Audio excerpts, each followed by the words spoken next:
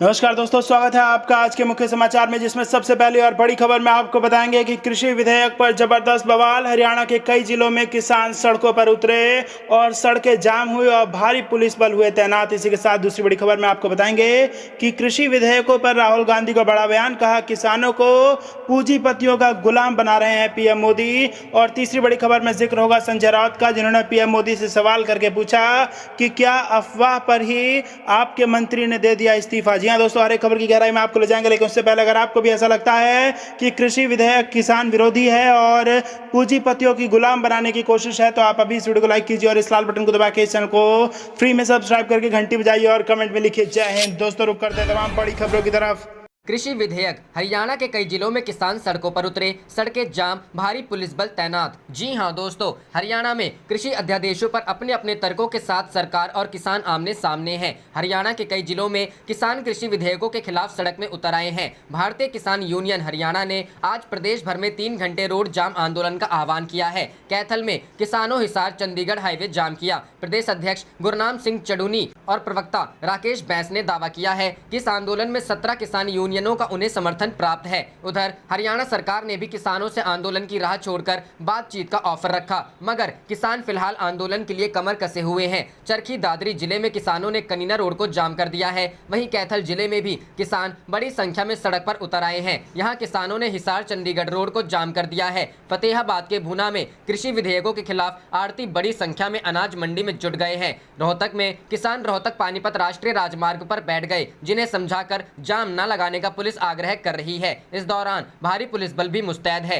1300 पुलिसकर्मी सड़क पर उतारे गए हैं, जिनमें 800 पुलिसकर्मी शहर में व 500 पुलिसकर्मी शहर के आउटर एरिया में तैनात हैं। पुलिस ने चयनित 18 जगहों पर नाकाबंदी की है। महिला थाना प्रभारी समेत सभी 16 थाना प्रभारी, चौकी इंचार्ज, तीनों सीआईए यूनिट गश्त पर है। इसमें अलावा पुलिस की कई विशेष टीम आपातकालीन स्थिति से निपटने को पुलिस लाइन में तैयार है। रुख करते हैं अगली खबर की तरफ। कृषि विधेयकों पर बोले राहुल गांधी, किसानों को पूंजीपतियों का गुलाम बना रहे हैं पीएम मोदी। जी हां दोस्तों, कांग्रेस नेता राहुल गांधी ने कृषि बिलों को लेकर मोदी सरकार पर हमला बोला है। राहुल गांधी ने कहा कि प्रधानमंत्री नरेंद्र मोदी किसानों को पूंजीपतियों का गुलाम बना रहे हैं, जिसे देश कभी सफल नहीं होने देगा। उन्होंने कहा, मोदी सरकार की कृषि विरोधी काले कानून से किसानों को एपीएमसी किसान मार्केट खत्म होने पर न्यूनतम समर्थन मूल्य कैसे मिलेगा? इस बिल में एमएसपी की गारंटी क्यों नहीं दी जा रही है? राज्यसभा में रविवार को 2 बिलों को पेश किया गया है। लोकसभा से ये बिल पहले ही पास हो चुके हैं। कांग्रेस, आम आदमी पार्टी, बसपा और अकाली दल समेत कई पार्टियां इस बिल का विरोध कर रही हैं। इन बिलों को लेकर बीजेपी की अगुवाई वाली एनडीए में फूट पड़ चुकी है। बीजेपी की सबसे पुरानी सहयोगी अकाली दल और मोदी कैबिनेट में केंद्रीय मंत्री रही हरसिमरत कौर इन बिलों के विरोध में इस्तीफा दे चुकी हैं। वहीं टीआरएस के प्रमुख और तेलंगाना के सीएम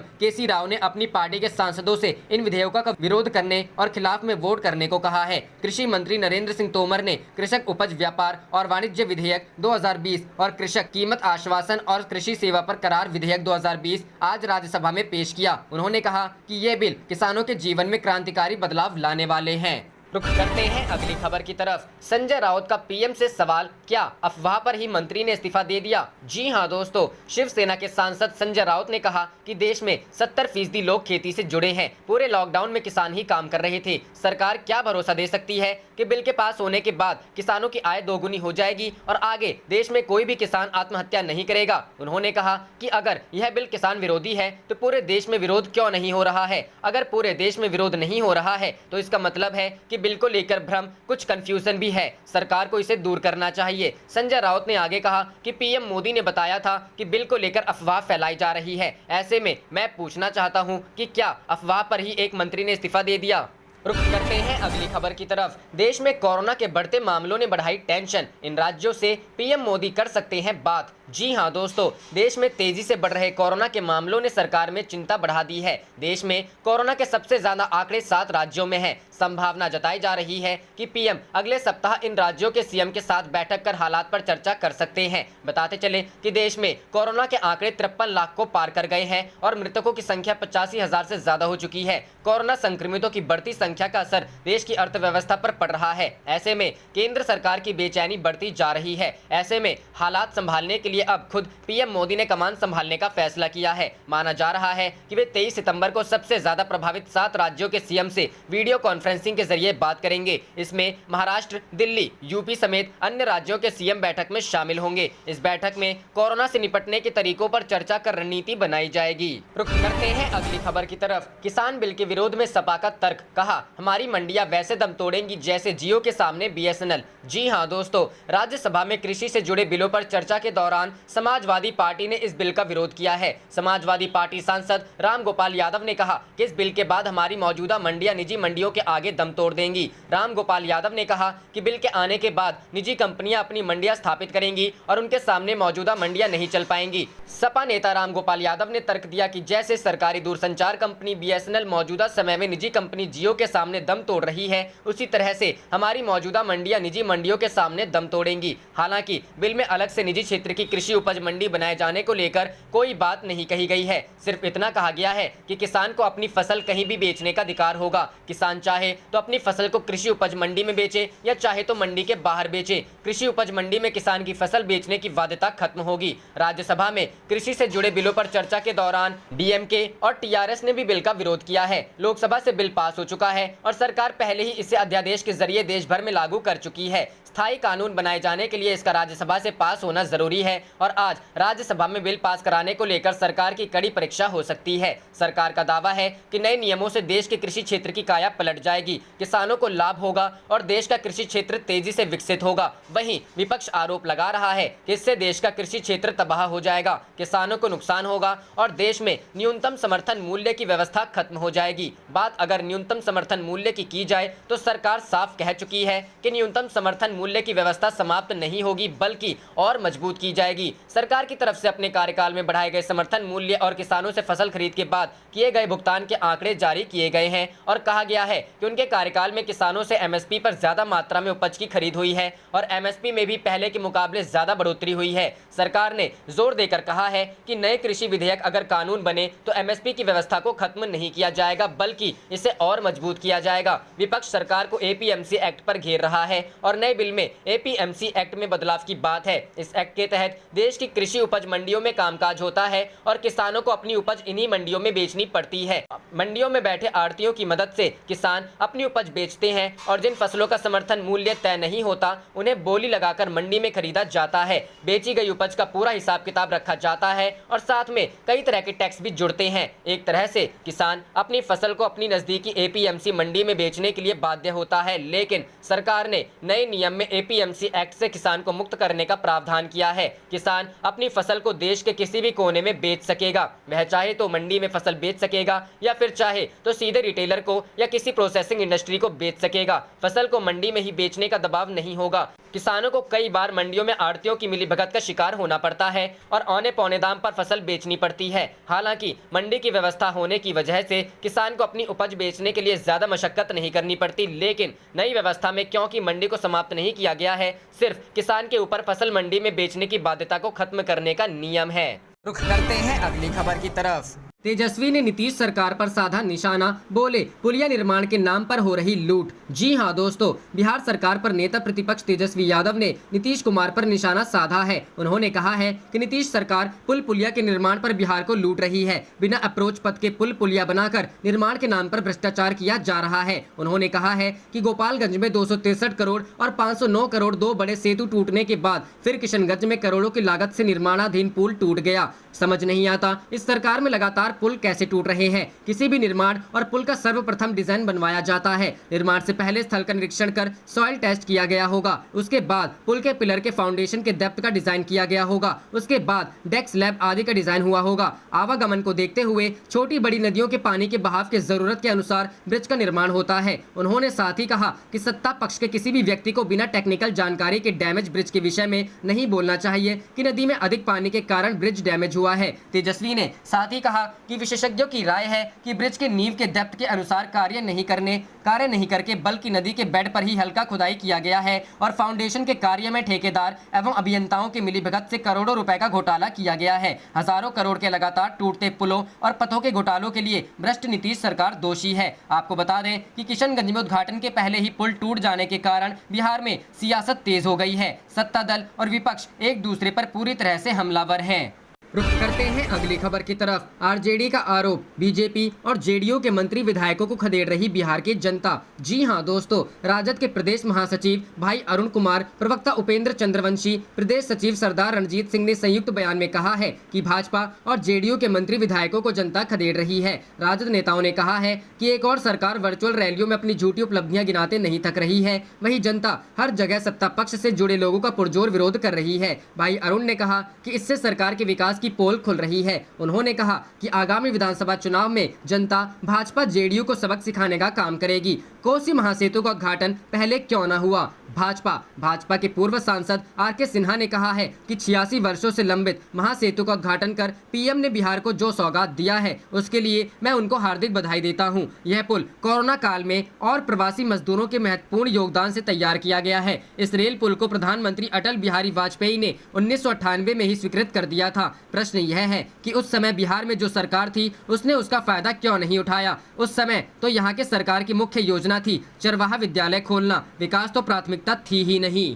रुख करते हैं अगली खबर की तरफ। बाहरी उम्मीदवारों को लेकर जेडीयू में असंतोष। जी हां दोस्तों, बिहार में विधानसभा चुनावों की घोषणा से ठीक पहले एनडीए के साथी और मुख्यमंत्री नीतीश कुमार की पार्टी जनता दल के लिए पार्टी में आए बाहरी लोग उलझन बन गए हैं। टिकट की संभावना को लेकर विपक्षी खेमे के कुछ विधायक और नेताओं ने हाल ही में जेडीयू ज्वाइन की है। वहीं कुछ निर्दलीय विधायक पहले से ही खुद को जेडीयू उम्मीदवार के तौर पर पेश कर रहे हैं। ऐसे में राज्य में अगले महीने होने वाले चुनाव से पहले जेडीयू को टिकट को लेकर चुनौतियों का सामना करना पड़ रहा है। चुनाव अधिसूचना इस महीने के अंतिम सप्ताह में जारी होने की संभावना है। 2015 के विधानसभा चुनाव के विपरीत अब परिस्थितियां अलग है। नीतीश कुमार की जेडीयू अब अपने पुराने साथी बीजेपी के साथ फिर से जुड़ गई है, जिसने विधानसभा की कम से कम 202 सीटों पर जमीनी हकीकत को बदल दिया है। जहां 2015 में जेडीयू आरजेडी गठबंधन का सीधा मुकाबला एनडीए से था। महागठबंधन से बाहर होने वाली जेडीयू ने आरजेडी के साथ उस समय 101 सीटों पर चुनाव लड़ा था। हालांकि एनडीए अब काफी समस्या का सामना कर रहा है। महागठबंधन छोड़कर एनडीए में आए लोगों ने स्थिति को और जटिल बना दिया है, क्योंकि ये सभी टिकट मिलने की उम्मीद से भी आए हैं। वहीं बीजेपी टिकट वितरण में जमीनी स्तर के कार्यकर्ताओं को प्राथमिकता देने की अपनी नीति पर कायम है, तो उधर नीतीश कुमार की पार्टी जेडीयू में स्पष्ट रूप से लगभग 20 विधानसभा क्षेत्रों को लेकर बेचैनी है, जहां 2010 के सीट वितरण फॉर्मूले के अनुसार उम्मीदवारों के मैदान में उतरने की संभावना है। चूंकि एनडीए ने चुनाव को लेकर नेतृत्व करना शुरू कर दिया, ऐसे में उन 8 मौजूदा विधायकों की टिकट पक्की मानी जा सकती है, जिन्होंने पिछले चुनाव में जेडीयू को हराया था। रुख करते हैं अगली खबर की तरफ। बीजेपी के सिटिंग विधायक अरुण सिन्हा का अपने ही दल के कार्यकर्ताओं ने किया जबरदस्त विरोध। जी हां दोस्तों, बिहार में भाजपा कार्यकर्ताओं ने अब अपनी ही पार्टी के विधायक के खिलाफ मोर्चा खोल दिया है और पार्टी को चेतावनी दे दी है कि इस बार विधायक का टिकट नहीं काटा तो सबक सिखा देंगे। मामला राजधानी पटना के कुम्हरार विधानसभा क्षेत्र का है। यहाँ के स्थानीय लोग भाजपा के सिटिंग विधायक अरुण सिन्हा का भारी विरोध कर रहे हैं। स्थानीय लोग जगह जगह पर विधायक के खिलाफ पुतला दहन कर विरोध जता रहे हैं। कुछ दिन पहले कंकड़बाग के टेम्पो स्टैंड के समीप स्थानीय लोगों ने विधायक अरुण सिन्हा का पुतला दहन किया और विरोध में जमकर नारेबाजी की थी।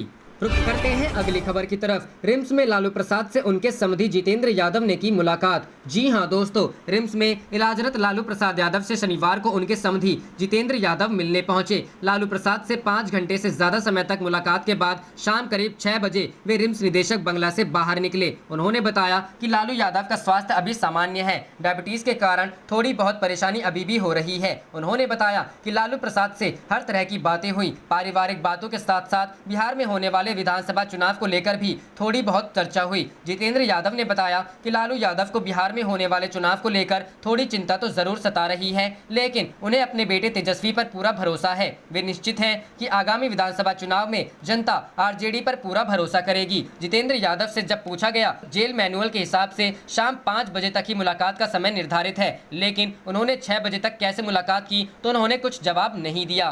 रुख करते हैं अगली खबर की तरफ।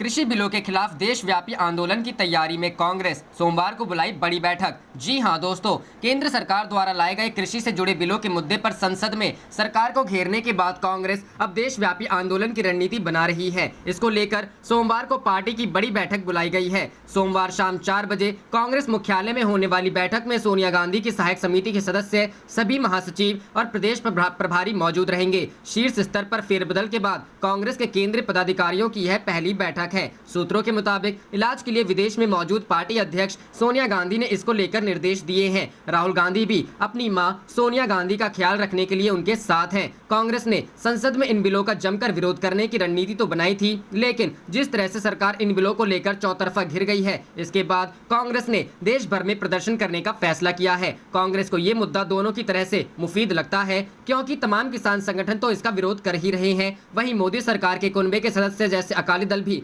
विरोध कर रहे हैं। यही नहीं, आरएसएस से जुड़े भारतीय किसान संघ ने भी इसको किसानों के खिलाफ बताया है। राहुल गांधी और प्रियंका गांधी आरोप लगा चुके हैं कि इन बिलों के जरिए मोदी सरकार उद्योगपतियों की मदद कर रही है। कृषि बिलों पर गर्म इसी राजनीति के बीच मोदी सरकार को घेरने के लिए कांग्रेस सोमवार को मंथन करेगी, जहां बतौर महासचिव प्रियंका गांधी भी मौजूद रहेंगी। देखना होगा कि कोरोना महामारी के प्रकोप के बीच कांग्रेस कैसे सड़क पर उतरेगी, और बड़ा सवाल यह है कि इस अभियान की जिम्मेदारी कौन संभालेगा। इससे पहले मोदी सरकार के पहले कार्यकाल में कांग्रेस ने राहुल गांधी के नेतृत्व में भूमि अधिग्रहण कानून में बदलाव की कोशिश के समय जमकर विरोध किया था और सरकार को बैकफुट पर धकेलने में कामयाब रही थी। कुछ वैसी ही कोशिश कांग्रेस एक बार फिर करती नजर आ रही है। रुक करते हैं अगली खबर की तरफ। कर्जे में डूब रही है केंद्र सरकार। 101.3 लाख करोड़ रुपए तक पहुंच गई देनदारियां। जी हां दोस्तों, केंद्र की मोदी सरकार की परेशानियां और बढ़ने जा रही है। पब्लिक डेब्ट को लेकर जारी की गई हालिया रिपोर्ट से जानकारी मिली है कि केंद्र सरकार पर कुल देनदारियां बढ़ गई हैं। इस रिपोर्ट के अनुसार सरकार पर जून 2020 के अंत तक कुल देनदारियां बढ़कर 101.3 लाख करोड़ रुपए तक हो गई है, जबकि साल भर पहले ही जून 2019 के अंत में केंद्र पर कुल कर्जा 88.18 लाख करोड़ रुपए था। पब्लिक डेब्ट यानी सार्वजनिक ऋण की इस जारी त्रैमासिक रिपोर्ट के अनुसार जून 2020 के लास्ट में सरकार के कुल बकाये में पब्लिक डेब्ट का हिस्सा 91.1% था। अंग्रेजी के अखबार बिजनेस स्टैंडर्ड में छपी रिपोर्ट के अनुसार वित्त मंत्रालय की एक रिपोर्ट में बताया गया है कि इस साल के जून के अंत में सरकार की देनदारी बढ़कर 101.3 लाख करोड़ हो गई है, जो मार्च में 94.6 लाख करोड़ रुपए थी। ये देनदारी कोरोना के बाद से लगातार बढ़ती जा रही है। वहीं रिपोर्ट में यह भी बताया गया है कि केंद्र सरकार ने अप्रैल जून तिमाही में 80,000 करोड़ की रकम जुटाई थी, जबकि पिछले वित्त वर्ष की चौथी तिमाही में नए इश्यू की औसत भारित परिपक्वता 16.87 वर्ष थी, जो अब कम होकर 14.61 वर्ष पर आ गई। रुक करते हैं अगली खबर की तरफ। शिवसेना ने वाजपेयी के समय के एनडीए की तारीफ, मोदी सरकार की नीतियों पर उठाए सवाल। जी हां दोस्तों, शिवसेना ने शनिवार को अर्थव्यवस्था, व्यापार और कृषि पर प्रधानमंत्री नरेंद्र मोदी नीत राजक सरकार की नीतियों पर सवाल उठाए और आरोप लगाया कि सरकार हवाई अड्डों, एयर इंडिया तथा रेलवे के निजीकरण की ओर बढ़ रही है तथा किसानों के जीवन का नियंत्रण व्यापारियों और निजी क्षेत्र को दे रही है। शिवसेना ने यह आरोप भी लगाया कि केंद्र ने अपने सहयोगियों, किसान संगठनों या विपक्षी दलों के साथ परामर्श किए बिना कृषि पर विधेयक पेश किए और केंद्रीय मंत्री हरसिमरत कौर बादल के इस्तीफे से यह बात पूरी तरह से साफ हो गई है। शिवसेना ने अपने मुखपत्र सामना के एक संपादकीय में लिखा है कि पूर्व प्रधानमंत्री अटल बिहारी वाजपेयी और वरिष्ठ भाजपा नेता लाल कृष्ण आडवाणी के समय का राष्ट्रीय जनतांत्रिक गठबंधन अलग था, क्योंकि वे राजग के घटक दलों को सम्मान के साथ देखते थे और उनसे परामर्श करते थे। इसमें लिखा है, शिरोमणि अकाली दल के सदस्य हरसिमरत कौर बादल ने केंद्रीय मंत्रिमंडल से इस्तीफा दे दिया है। मोदी सरकार 2 किसान विरोधी विधेयक लाई है और उन्होंने इसके विरोध में इस्तीफा दिया है। उनके इस्तीफे को कबूल कर लिया गया है। शिवसेना पहले ही राजग से बाहर हो चुकी है और अब अकाली दल ने कदम उठाया है। शिवसेना ने कहा, वाजपेयी और आडवाणी के समय राजग के सहयोगी दलों का सम्मान, लगाव और विश्वास के साथ देखा जाता था। नीतिगत निर्णयों पर परामर्श होता था और भाजपा नेता सहयोगी दलों के विचारों को सुनते थे। उस समय बोले गए शब्दों का मान होता था। इसमें कहा गया, महाराष्ट्र की तरह ही पंजाब कृषि आधारित अर्थव्यवस्था वाला राज्य है, इसलिए किसानों पर विधेयक लाने से पहले सरकार को महाराष्ट्र, पंजाब और बाकी देश में किसान संगठनों तथा कृषि विशेषज्ञों के प्रतिनिधियों के साथ बातचीत करनी चाहिए थी। शिवसेना के अनुसार विधेयक में ऐसा तंत्र बनाने का प्रावधान है जिसमें कारोबारी मंडियों के बाहर भी किसानों के उत्पाद खरीद सकते हैं। कांग्रेस, द्रमुक और तृणमूल कांग्रेस ने इस प्रावधान का विरोध किया है। उनका मानना है कि यह किसान विरोधी है। उसने आरोप लगाया, केंद्र सरकार हवाई अड्डों, एयर इंडिया, बंदरगाहों, रेलवे, बीमा कंपनियों के निजीकरण की ओर बढ़ रही है तथा किसानों के जीवन का नियंत्रण कारोबारियों और निजी क्षेत्र के लोगों लोगों को दे रही है। अर्थव्यवस्था, व्यापार, कृषि से संबंधित मोदी सरकार की नीतियां संदेह पैदा करती है। रुख करते हैं अगली खबर की तरफ। प्रियंका का बीजेपी पर हमला, कहा अमीर दोस्तों के लिए किसानों को किया नजरअंदाज। जी हां दोस्तों, लोकसभा में पारित हुए कृषि संबंधी विधेयकों को लेकर कांग्रेस लगातार केंद्र की मोदी सरकार पर हमलावर है। कांग्रेस नेता राहुल गांधी के बाद अब पार्टी की महासचिव प्रियंका गांधी वाड्रा ने सरकार पर हमला बोला है। प्रियंका ने आरोप लगाया कि बीजेपी सरकार अपने अमीर खरबपति दोस्तों को कृषि क्षेत्र में घुसाने के लिए ज्यादा आतुर दिख रही है। वो किसानों की बात नहीं सुन रही है। प्रियंका गांधी ने शनिवार को अपने ट्वीट में लिखा, किसानों के लिए ये कठिन समय है। सरकार को एमएसपी और किसानों की फसल खरीद के सिस्टम में इस समय उनकी मदद करनी चाहिए थी, लेकिन हुआ उसके ठीक उल्टा। बीजेपी सरकार अपने अमीर खरबपति दोस्तों को कृषि क्षेत्र में घुसाने के लिए ज्यादा आतुर दिख रही है। वो किसानों की बात तक नहीं सुनना चाहती। वहीं राहुल गांधी ने ट्वीट कर लिखा, किसान का मोदी सरकार से विश्वास उठ चुका है। आप देख रहे थे आपका अपना चैनल जय हिंद जय भारत।